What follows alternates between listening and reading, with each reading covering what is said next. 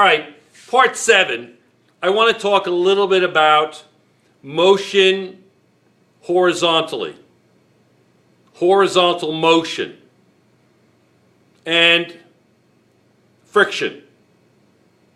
Now, if I am going to move this from left to right, do you see that there's a certain amount of mechanical equilibrium that is there? That these are equal, right? They're equal. That these must be equal because it's moving, so, and it's going at a constant velocity.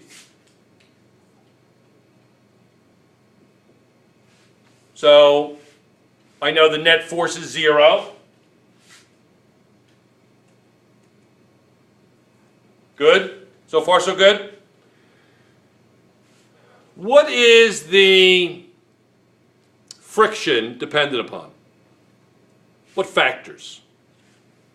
Well, it's, you know, there's a certain material that both things are made of. There's a, you know, little microscopic bumps or something that the material is made of, and they rub on each other, and that will create friction.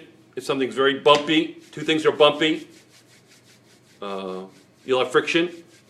If you keep going like this with your hands, those little ridges on your hands, I can feel the friction, and can create heat, warm, yeah. When it's cold outside, why do you do this? Well, to generate heat because of friction.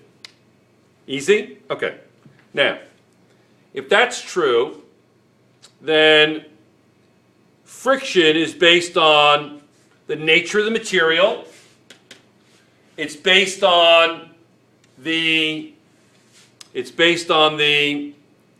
direction of the motion, right? In other words,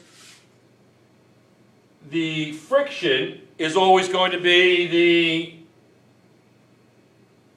contrary motion, the contrary force, right? I have motion from left to right. Friction is going to be negative. So it's based on a lot of different things, not just one thing. So when you're talking about horizontal motion, you want to talk about some mechanical equilibrium. You want to talk about the forces that balance. Friction is very important when you talk about friction. We're not in outer space, there is friction. Newton's laws still make sense though, because it's friction. If there's no friction, then if I stop applying a force to something, it's going to have a net force of 0. So when you talk about motion horizontally, you really start to understand some of Newton's laws. And one of the most dynamic thing, I think the most dynamic force in all of this is friction. It really is that separated us from our ancestors before the caveman, when we actually discovered fire, when we had that friction and we could make a fire. So friction, I think, is a very important, very imposing force that we all should be cognizant of when we look at Newton's laws. So that picture is important.